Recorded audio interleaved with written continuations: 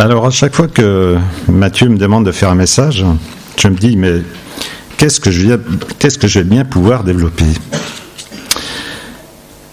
Pour mon dernier message, l'été dernier, il m'avait suffi d'être attentif aux médias, aux actualités du moment qui parlaient de guerre, d'incendies, dévastateurs en France, pour que le psaume 19, que je lisais à ce moment-là, me révèle comment Dieu nous parle autrement que par les flashs d'infos et des écrans de télévision ou d'ordinateur, et comment Dieu se révèle à travers sa création et sa parole et ses prophéties, notamment dans le psaume 19, parce que Dieu est à contre-courant. Et cette fois, en me posant la même question, quel sujet trouver pour un nouveau message ? J'ai à nouveau été interpellé sur ce qui se disait autour de moi, et j'ai entendu dans les médias, comme vous sans doute, un commentaire de notre président qui nous annonçait en septembre dernier la fin de l'abondance. Mais en même temps, j'avais dans ma lecture quotidienne le psaume 65 qui s'intitule « Tu nous donnes l'abondance ». Alors, il m'a semblé intéressant de mettre en parallèle ces deux visions, parce que qui doit-on croire ? Qui a raison ? Il y a la vision issue de notre monde qui nous laisse entrevoir la fin d'une époque où les ressources vont en s'épuisant, où les catastrophes en série n'annoncent rien de bon. Et puis, il y a l'autre vision, notamment à travers ce psaume 65 qui nous parle de l'abondance présente et à venir qui nous vient de Dieu. Alors, on va lire ce psaume 65. Je vais demander à Janine de le lire parce que j'aime bien avoir des fenêtres pour reprendre mon souffle. Merci. Notre calme attente à toi est la louange que nous t'offrons. Dieu en Sion et nous accomplissons les vœux que nous t'avons faits. Toi qui écoutes notre prière, tous les humains viendront vers toi. Le poids des fautes pèse sur moi, il est trop lourd, mais tu pardonnes tous nos péchés. Heureux celui que tu choisis pour l'inviter auprès de toi à demeurer dans tes parvis. Nous y goûtons tous les bienfaits de ta maison, la sainteté de ton palais. Dans ta justice, tu nous réponds par des merveilles, ô Dieu sauveur. Espoir des hommes jusqu'aux confins de la terre et jusqu'aux îles lointaines. Il établit fermement par son pouvoir les montagnes. Il se revêt de puissance. Il calme le bruit des mers, tout le fracas de leurs vagues et le tumulte des peuples. Ceux qui habitent au bout du monde sont saisis d'admiration à la vue de tes prodiges. Tu fais tressaillir de joie le levant et le couchant. Car tu prends soin de la terre et tu l'abreuves. Tu la combles de richesses. Dieu, ton ruisseau est rempli d'eau. Tu fais pousser le froment pour les humains en fertilisant la terre. Tu donnes à tous tes sillons de l'eau en surabondance. Tu en aplanis les mottes, tu l'amollis par les pluies et tu bénis ceux qui germent. Tu as couronné l'année de tes bienfaits. Partout où tu es passé, la terre est fertilisée.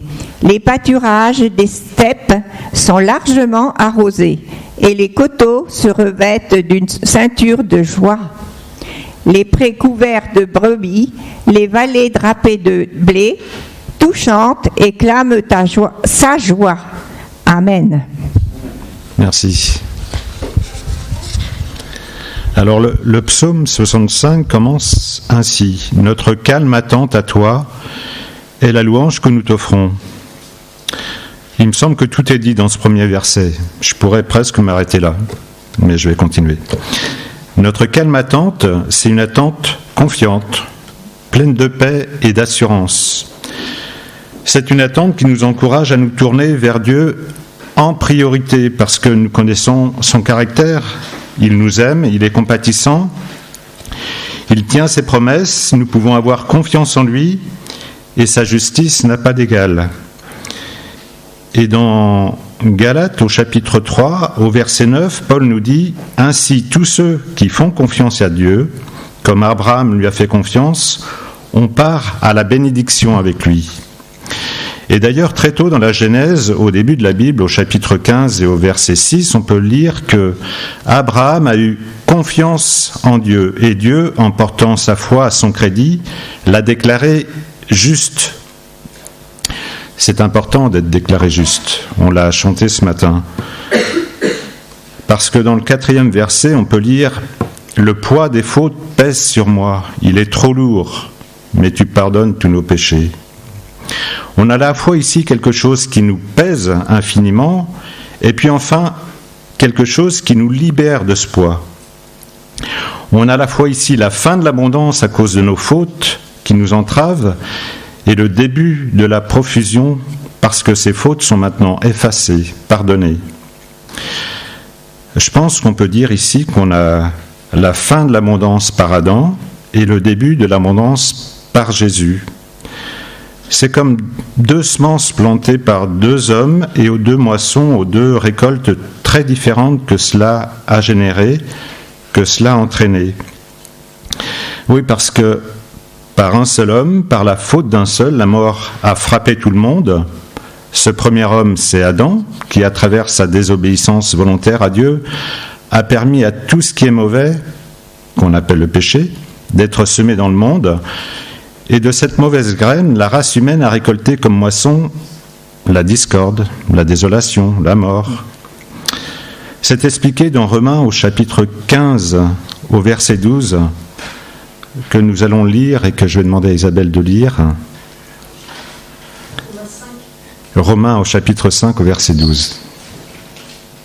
En effet, avant que Dieu ait donné la loi de Moïse, le péché existait bien dans le monde. Or, le péché n'est pas pris en compte quand la loi n'existe pas.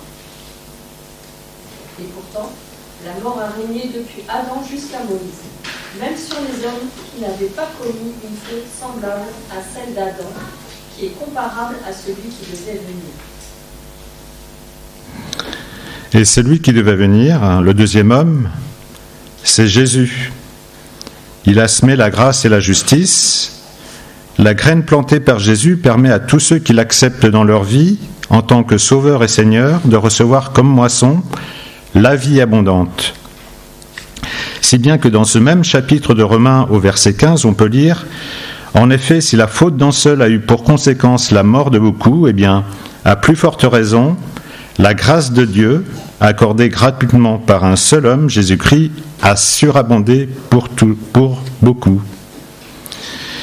Il n'est même plus question ici d'abondance, mais de surabondance, de profusion même. Cette abondance, nous la recevons lorsque nous faisons l'expérience de la repentance et du pardon, lorsque nous faisons l'expérience du regard de Jésus qui se pose sur notre nature. Il anéantit nos excuses, il éclaire nos insuffisances, jusqu'à ce que nous réalisions combien nous sommes limités par Adam. Alors que lui, Jésus, Fils de Dieu, est parfait et sans défaut. C'est pour ça qu'il était le seul à pouvoir racheter nos fautes en donnant sa vie. Les souffrances de Jésus sur la croix lui ont coûté pour nous libérer de notre ancienne nature par Adam. Et heureux sommes-nous, comme au verset 5 de ce psaume, d'être pardonnés, d'être invités auprès de Dieu et à demeurer dans ses parvis, comblés de ses bienfaits. C'est ce qui est arrivé à l'apôtre Pierre, qui s'appuyait sur sa propre force et qui a finalement trahi Jésus dans Luc au chapitre 22. Mais parce qu'il a pleuré sur sa faute et qu'il s'est repenti, Jésus lui a accordé toute sa confiance. « Paie mes brebis, occupe-toi de mon troupeau », lui dira-t-il dans Jean 21. Quel revirement de situation. Je pense que plus nous nous sentons faibles, plus nous avons besoin de Jésus et plus, comme au verset 5, nous sommes comblés des bienfaits de son temple et de la sainteté de son palais dans nos vies.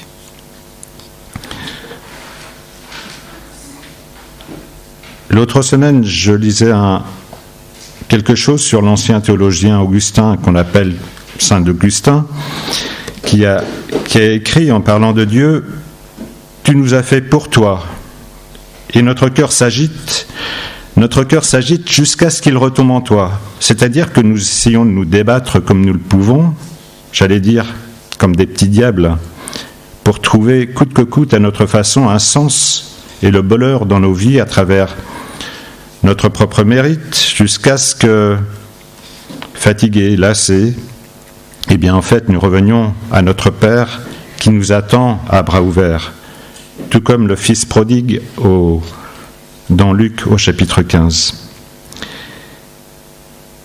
Et le verset 6 nous parle de la bonté de Dieu qui nous répond dans sa justice, par des merveilles et des prodiges.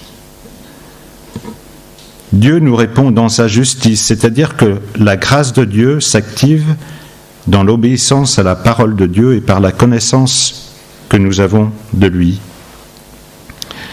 Et par rapport à cela, on va lire Deutéronome au chapitre 28 qui nous explique cela, que nous allons écouter. Si tu obéis à la voix de l'Éternel, ton Dieu, en observant et en mettant en pratique tous ces commandements que je te prescris aujourd'hui, l'Éternel, ton Dieu, te donnera la supériorité sur toutes les nations de la terre. Voici toutes les bénédictions qui se répandront sur toi et qui seront ton partage, lorsque tu obéiras à la voix de l'Éternel, ton Dieu.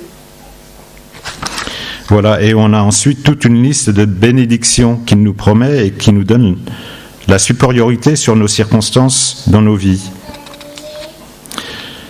Cela me fait aussi penser au passage de Pierre dans 1 Pierre, au chapitre 1, au verset 2. Il nous dit que la grâce et la paix vous soient multipliées. Et parfois on nous parle de racheter le temps, et c'est en cela que nous pouvons racheter le temps. Ce temps qu'on a perdu lorsque nous n'avions pas encore la connaissance de Dieu, mais que nous pouvons maintenant employer pleinement pour une vie d'abondance, justement. Le verset 7 nous parle de la puissance de Dieu. Il établit fermement les montagnes, il est revêtu de puissance, il calme les fracas des mers. Ça nous rappelle Jésus qui calme la tempête dans Marc au chapitre 4, qui a calmé l'inquiétude des apôtres parce que Jésus n'est rien de moins que Dieu manifesté en lui. Et nous pouvons, nous aussi, être revêtus de cette puissance. Puisez votre force dans sa grande puissance, nous dit l'apôtre Paul à travers Éphésiens au chapitre 6, au verset 10. Et plus loin, revêtez-vous de l'armure de Dieu, qui est faite de notre obéissance, en fait, de notre ressemblance à Jésus, pour accueillir l'Esprit de Dieu et nous servir de l'épée de sa parole. C'est cette même puissance qui a ressuscité Christ et qui l'a élevé et qui agit en nous. C'est dans Éphésiens, au chapitre 3, au verset 20. Et c'est ce que Paul nous demande de nous approprier sans cesse dans ce chapitre 1 de Éphésiens, à travers sa prière. Et Jésus, qui est auprès du Père maintenant, intercède pour nous.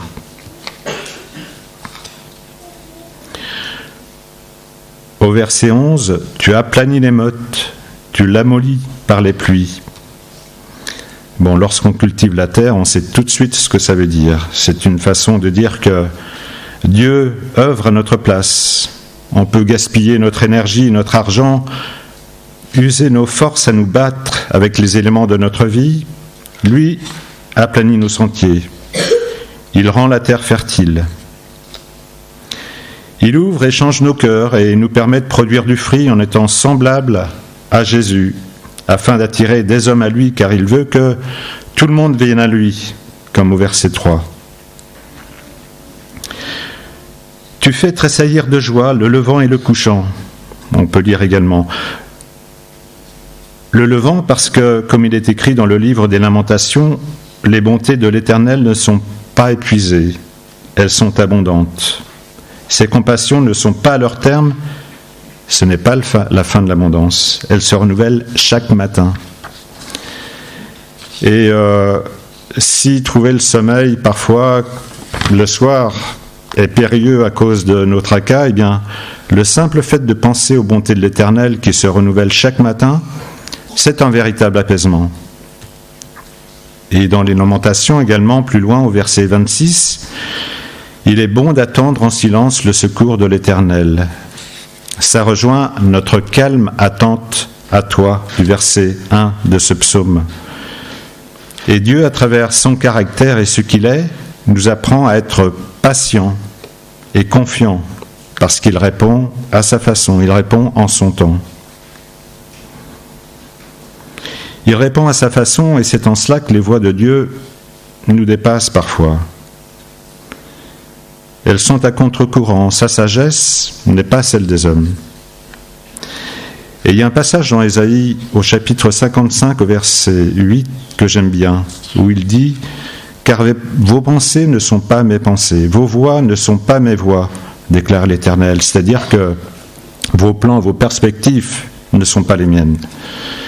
Autant le ciel est élevé au-dessus de la terre, autant mes voix sont élevées au-dessus de vos voix, et autant mes voix sont élevées au-dessus des vôtres.